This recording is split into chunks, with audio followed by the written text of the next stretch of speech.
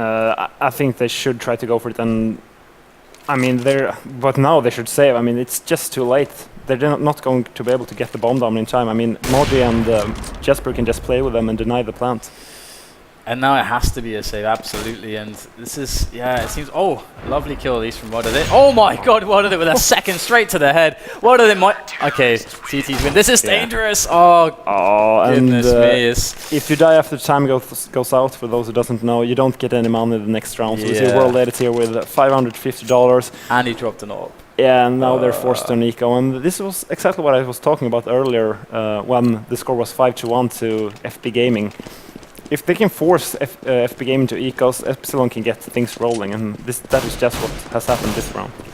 And it seemed like they were just very indecisive. Maybe they need, maybe that's perhaps could be a weakness we might see. Indecision. Indecision is a big problem in a game like this. And here comes the approach up that might even have been a little bit of a double there from Jesper. Good ult work, hits the second as well, and his teammates are also helping dramatically here. And look at the CT players just enveloping, closing around all of the FBgaming players, and their regression just gets suffocated there. Yeah, for sure. And as you said earlier, I really think FBgaming is just very indecisive right now. We saw like the last weapon round where they, through great smokes in middle, Size just tried to walk up catwalk, but he just took too long of a time because all the smoke faded, and Jesper was able to get 2 AWP frags. So I feel like if they use the grenades, they have to like utilize them. They can not just throw them and like then wait. Exactly. Just for the sake of it. But actually, one of the players of FBgaming going down there, and Wodadit's actually at the outside the house with the AWP, and we have Jesper working that position from Cat. That's really dangerous. I actually feel like maybe Wodadit's just going to get completely destroyed here by Jesper. Let's see exactly what happens as he edges away, jumping around the corner. Boom. Oh, wow. He actually missed that. It looked dead on to me, but Wodadit's going to escape with his life. And they're going for the A push right now. However, I feel Epsilon is really good position. They're really defensive, but I think they can, as long as they can deny that bomb plant, I think they're fine. The smoke is down, however, towards the CT spawn, so if FBgaming wants to get the bomb down, they have to do it right now before the smoke fades. Good positioning from Modi there as he pokes out and sees the site from that mid connector, but not able to connect with any frags. Perhaps FBgaming getting a bit too much ground here on the A bomb site, but still there's a lot of people left alive for Epsilon, but well, they're going to get one in on Epsilon there as they close in on World Edit. Is the last player left. At least they got the bomb down. World Edit. Oh my god. What the hell? That was so sick from Jesper. Actually, quick scope in mid-air and managed to get the headshot there. It's absolutely unbelievable luck from Jesper right there. However, I think they would have won that round. And like, oh my god, I wasn't ready for that. And they were like, nice shot, lol. Yeah, that was absolutely sick. Davai. Davai. And actually, the same thing happened that round. They threw smokes towards the seed spawn right here. And then they just went with the bomb to the bomb site and waited for the smoke to fade. And then there's just no way you can get the bomb down. The CT is just going to stand in the CT spawn's ramp right here, and they have such a big advantage. So it's basically impossible to get that bomb down. That is for certain. Flush are going to be a little bit aggressive here on Cat, try to get some angles. And actually, in fact, FBgaming are making a push towards that B side, but look at that beautiful AWP shot. They're taking down C's. Flush is going to find himself a Latro, and he will just take him down easily there. It's just World Edit and Ubik left on that side with the bomb, and Kibakin's position is kind of useless there now. I mean, he needs to rotate and combine forces with the 2 remaining teammates, but look at that. Seriously, it really does seem like they're just getting picked apart right now. Yeah, for sure. Jesper playing really, really well with that AWP, but still I feel like FBgaming's executions when they attack the bomb sites are decent. They just have to be able to get that bomb down. That's the only problem for them right now.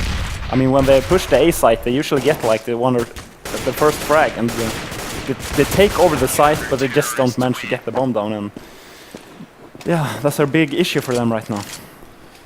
Exactly. Also, another big issue is players flying through the air, quick scoping with AWPs. Yeah, for sure. So never good when that happens. Okay, so 8-5 is the score now. FBgaming finally slowing down. It seems like Epsilon are over time kind of asserting that dominance as the better team, but still plenty of chances left for FB Gaming. Of course, another 2 rounds left for them that they would absolutely love to take here. And we have a lot of players in mid right now, but the bomb is dropped, giving them options to rotate back onto it. And great shot there from World Edit. Okay, so Modi right now, Snyder. Jesper going to go down, also go down right there to keep back in. So keep back in, finally putting in some good work, and they've left the bomb, so they need to go back and get it. Ubeek's going to be the man to do it, and Flusher's pushing up Cat a little bit. He might find an angle onto what he does. Oh, and the spray's good from Flusher onto Latro, and Latro will fall as now Seized is below Flusher, and we have World Edit also in mid, but they're going to try and rotate back to Keebakin. Keebakin's pushed his way all through to A house, and he's ready to jump out, but Modi is on the CT side ready, and Flusher here. Oh no! Oh, embarrassing. Yeah, it actually looked like I was going to look down first, but yeah. he didn't. Bad luck for him right there. Schneider. And he's going to lay in the spray. Oh my god. Yeah, I mean, stand around there for FB Gaming. They play their slow standard, just pushing middle. Managed to get those first 2 frags with some great AK headshots, and I mean, from there on out, it was basically their round. So, great shot there from Keebakin and World Edit. For all the crap we've given them recently, for being indecisive and whatnot, they're pulling things together and they're managing to make a very close half on what is considered the most balanced map in Counter-Strike Global Offensive.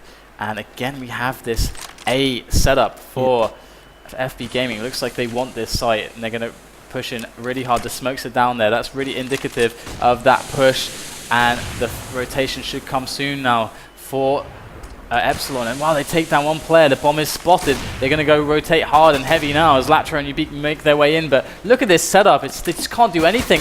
And Latro there is in a lot of trouble with the bomb. He's just under fire from all angles. And wow, beautiful response from Keebakin and Latro there to keep themselves alive. But they haven't made any ground. And this is going to be fatal, a fatal scenario. And now it's just down to Seized. The bomb is dropped. Seized, however, can make some beautiful headshots with this AK to make things, all the problems go away. But he has no helmet actually, so he's vulnerable, very vulnerable to the M4s. This is basically going to be impossible. We're going to see Flusher just hiding behind those boxes. Ouch. And just as I say that, he actually walks out.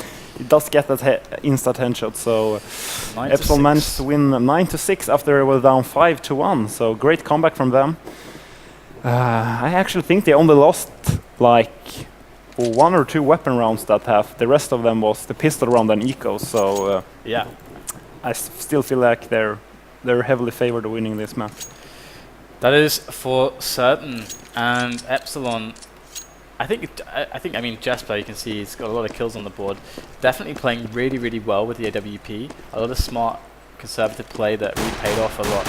But here we have this pistol round, and it looks like Epsilon want to make a reality for them. And Jesper, great pick there on mid, and that's going to really kind of confuse FB Gaming. How do they cover the positions now left open? And we can see Jesper and Devil Walker just rotating very quick now to combine forces with the rest of their teammates at A house. Here they go, Flash is coming in. Into the site they go. Keebakin, Latro, and World Edit going to try to defend. Flusher aggressively onto Keebakin there, and as we are on World Edit or Flusher now, we can see that he's got this angle at CT spawn, and what a beautiful frag that was. Yeah, great job from Flusher right there. That's exactly what you need to do on that bomb site. You have to push that CT ramp to be able to get the bomb up, or else it's just going to stand CT there, denying the plant over and over. So smart play from Flusher right there. Epsilon 10-6 now the score, and we have of course FB Gaming with a lovely or rather Epsilon with a buy round now, and Epsilon are going to just abuse the fact that their opponents have those pistols and nothing else to work with.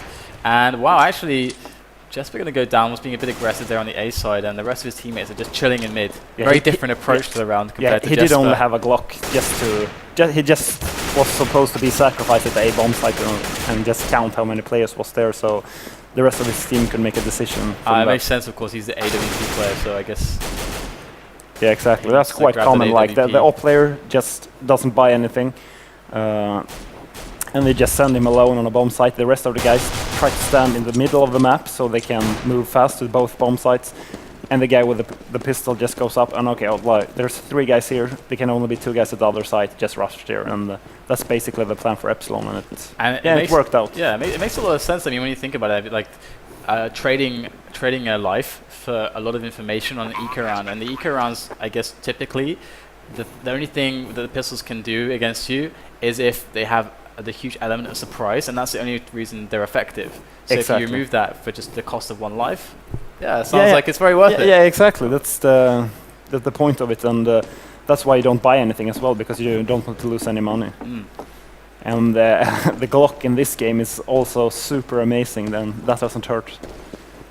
So you got a very standard round then, and paid off very, very well for Epsilon. Yeah, they only lost 1 player, and that was Jesper, as we talked about earlier, only had a Glock. So if you look at the money situation now for Epsilon, it's really, really good.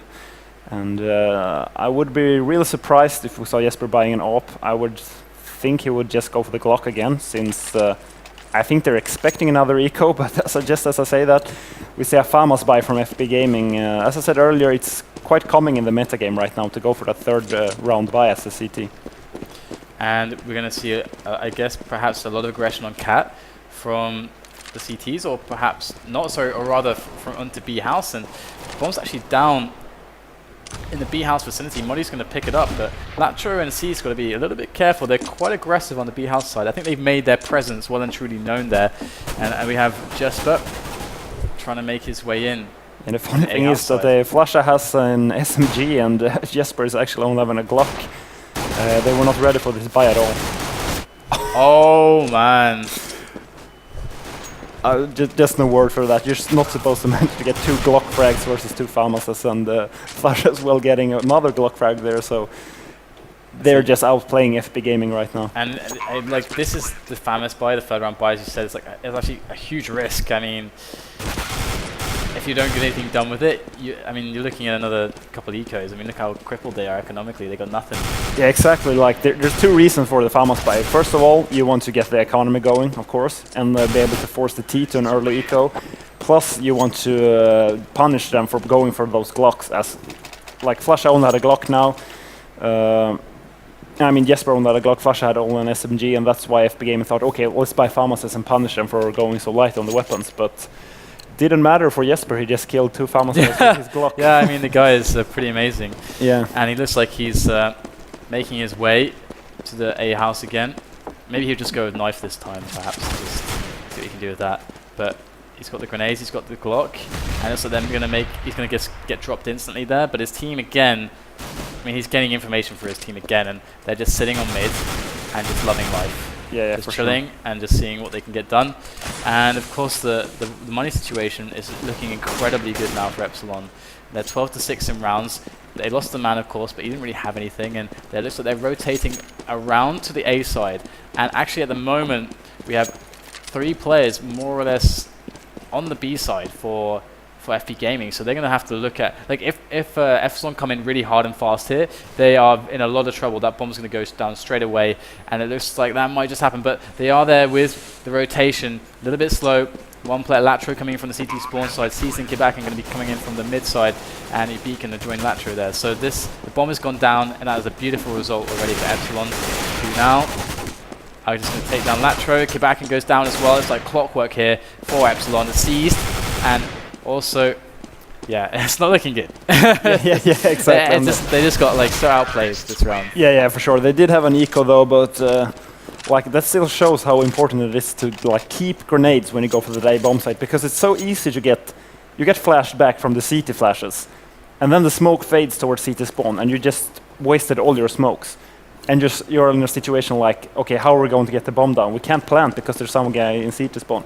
Then you'll somehow have to like push him, but when you try to push him, there's some guy in connector shooting you from the side.